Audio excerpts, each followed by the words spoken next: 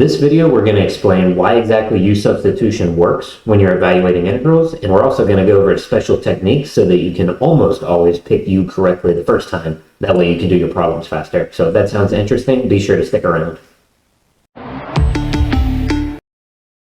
Whenever you're using U-sub, the first skill that you need is the ability to tell if U-sub is even going to work for the problem. The way you do that is basically by following these rules. Whenever you have a U-sub problem, there's generally going to be an outer and an inner function. So in this case, for both of these examples, the inner function is x squared. So basically, you need to set U equal to x squared, in this case, and then if you take the derivative of that, so du dx, we know is 2x, there should be something at least proportional to that. So again, just to be clear, it could be like 1x or 3x or 5/7 x. Some constant times x needs to be multiplied on the other side. So here you can see that we do not have that. So U-sub will actually fail for this. You can't use U-sub to solve this problem. You can use other techniques maybe, but not U-sub. Here you see we do have a 1x on the outside. And that means that we can use U-sub to solve this problem. So that's the first thing to do with any U-sub problem, and we'll explain why that is a little bit later. The reason this is true is basically because U-substitution is the opposite of the chain rule.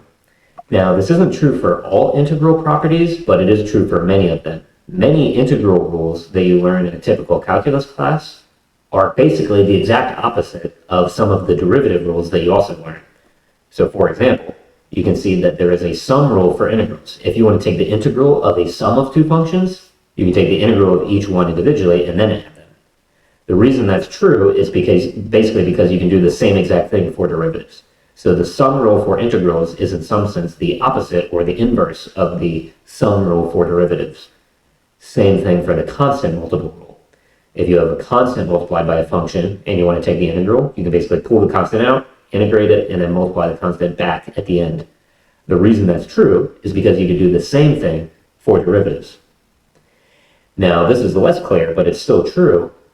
The U-substitution rule for integrals is basically the opposite or the inverse of the chain rule for derivatives. So essentially what we're doing, the way you can see the way I'm looking at this, according to the chain rule, if you have a function f of u of x, let's say, for example, usually it's g of x, but for these purposes, you can call the inner function whatever you want. Basically, if you take the derivative of that, what will you get? You'll get the derivative of the outside, evaluated at the inside, times the derivative of the inside. Well, that's effectively what we have here with U-sub in reverse. We basically start out with this, and then we choose U to be the inner function, and then after we integrate, that essentially disappears, and this derivative of U on the outside goes away, and U-sub is a special technique to do that. So U-substitution is really the opposite of the chain rule. That's the reason it works. Now, if I was in charge, I would have actually called it that. I would have just called it the inverse chain rule. That would have been easier to remember. But anyway, that's why this is true. Now, if we're really doing the inverse chain rule here, we need a way to choose the inner function, which is effectively what U is. These are two helpful rules to do that. So basically, look for some function that is inside of something else, and then grab as much of it as you can. So for example, on this first one, you could say that, okay, we have x to the 4 inside of cosine, so you could say that U should be x to the 4th. That takes care of rule 1, so something that's inside of another function. The problem is that we should also grab as much as we can on the inside of cosine. And the reason is usually because that basically works out better, because you can basically substitute to remove more things without introducing more derivatives, because remember, the derivative of a constant would be 0. So you would expect to not see anything like that on the outside. So for this one, we would actually want to say, the entire inner function is 3 plus x to the 4th. That's what, if we choose that on this problem, that will work. And again, remember the rules from before. We can tell if U-sub is going to work or not by seeing if whatever we decide to call U, the inner function, the derivative of that is being multiplied on the outside, or at least something proportional to it. So here, 3 plus x to the 4th, the derivative of that is 4 times x cubed. 3 times x cubed is proportional to 4x cubed. You really just need x cubed, and then it doesn't matter what the constant is. So that actually works. So in this case, U-substitution would work because we can see that. In this example, again, we want to grab the inner function, but not one or the other. We want to grab the entire inner function. So u equals basically, yeah, in this case, 2 plus 3x. And then again, we don't see anything being multiplied on the outside, but U substitution would still work because what's the derivative of the inside? 3. So you can imagine there being basically a 1 on the outside. 1 is proportional to the derivative of the inside. The derivative of the inside is 3. 1 is proportional to 3. It's off by just a constant for any value of x. So that's good. This problem, it's also important to realize that sometimes being inside of another function could really mean that it's in the denominator. Because if you think about it, if the outer function, imagine this, imagine the outer function being 1 over x, then does it make sense that f of g of x would look like 1 over g of x, whatever it is? So my point here is that sometimes whatever is in the denominator can be viewed as being inside of another function if the outer function is 1 over x. And that's exactly what we have here. So like there are many u sub problems where you want to basically set u equal to the entire denominator. So in this problem, for example, we would set u equal to 2 minus 7 e to the 3x. And then we can check if this is going to work with these rules. So if we choose the inner function, in this case the denominator, to equal u, and then if we take the derivative of that, does it make sense that the derivative will be negative 21 times e to the 3x? Well, we have 6 times e to the 3x being multiplied on the outside in the numerator effectively. That is proportional to negative 21 e to the 3x. The e to the 3x part is important. The constant doesn't matter. So that satisfies the second rule. So this would work here as well. And then for this final example, this is a little trickier thinking through this.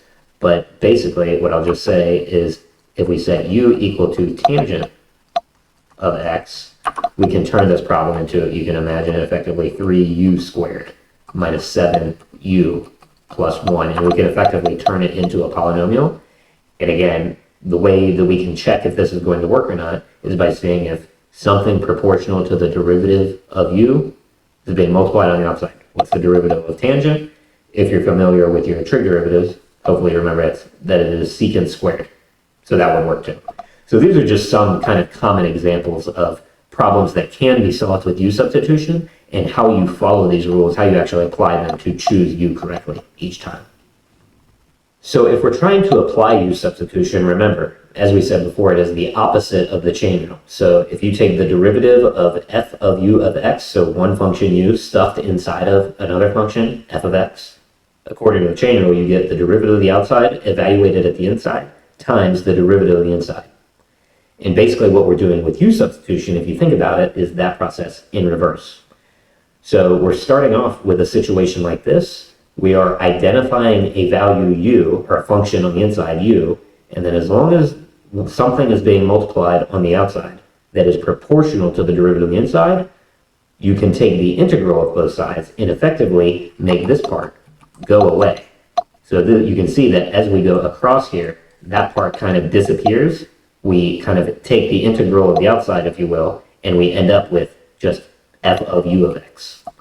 So that's effectively what we're trying to do with U substitution. We're trying to undo the chain rule. Now here, this is one of the problems we talked about above, but let's talk about how we might actually do that. So we've already talked about how u, in this case, we would choose, and actually let me highlight that in a different color, or underline it in a different color. We already talked about how we would set in this problem u equal to 3 plus x to the 4th. So that's kind of the inner function. That's kind of the way we're looking at it. And then according to this, so that's what u is right here. Now here, this is something, we'll deal with this in a second, but this is proportional to the derivative of the inside. And what we can also think about, we can also identify the outer function. So like f of x here would be cosine. So if we're following this general pattern, hopefully it makes sense that the thing on the outside is going to effectively disappear as we undo the chain rule, because again, it pops into existence if we're taking the derivative and applying the chain rule. Now we're starting at that point and kind of reversing time, if you want to think of it like that. But basically, if we do that, this component should disappear, and then the outer function here, we should be taking the antiderivative of that. So if our look at cosine as df dx, so what would f be then? In other words, what would be the antiderivative of cosine? Hopefully it makes sense that it would be sine. and then evaluated at the inner function, which is, we already established, is 3 plus x to the fourth. So hopefully it makes sense that as we kind of actually try this for this problem, that we would end up with sine of 3 plus x to the fourth. So this should be our answer, and also you could say plus c. You should say that actually, because of arbitrary constant whenever you integrate. So is this our answer? Well, let's try it. If we take the derivative, according to the chain rule, we would get cosine on the outside, evaluated at 3 plus x to the fourth. But then we got to, according to the chain rule, we have to take the derivative of the inner function, which would be 4x cubed. The original function that we started with is 3x cubed. So what we need to do is, again, we need to make it 3. It's currently 4, so we would have to multiply by 3 over 4. If we tried that, then you could verify on your own that this would work. Because if we take the derivative, so the derivative of the inside would be 4x cubed. If you multiply 4x cubed by 3/4, you would get 3, which is what we needed. So it turns out that this is actually the answer. The strange part with this is that it's kind of difficult to think in reverse of what we need to multiply the constant by to force it to be correct. So we can kind of do general guessing and checking, but thinking in reverse is actually kind of tricky. So in this case, we effectively divide it by 4/3 or multiply by 3/4, however you want to think about it. But you could do this theoretically. You could, anytime you do a U-sub problem, you could think through this logic, but there's a better way. And that better way is the U-sub technique. So the good news about this is it effectively does the thinking for you. So here's how we would do it. We still start off the problem like we did. So we still identify the inner function. We always want to do that and grab as much as we can inside the parentheses. So 3 plus x to the fourth. And then what we can do is we can basically take the derivative of that. So if that's what we're setting u to be, then du dx, the derivative of that would be, as we already said, 4x cubed. And then what we can do, and again, you can do this in maybe one step or multiple steps, but basically you want to get dx by itself. Because you have dx in the original problem, and we're basically going to make a substitution. So here, I'll just do this in a couple steps. You can do it in one step if you see how to manipulate it algebraically. So just multiply dx onto both sides. Again, we're kind of breaking the rules. You can't really do that with derivatives, but everybody pretends like you can, and it gets you the right answer. So it's effectively correct, even though it's technically wrong. And then if we move over here, does it make sense that we can divide by 1 over 4x cubed du and set that equal to dx? So that's good. And then now what we're going to do is we're going to take this dx and replace that in the original equation. And then we're going to take this, basically 3 plus x to the fourth, and replace that in the original equation. And everything else will just keep the same. So let's see how that goes. So we would end up with basically the integral of 3x cubed times cosine of u.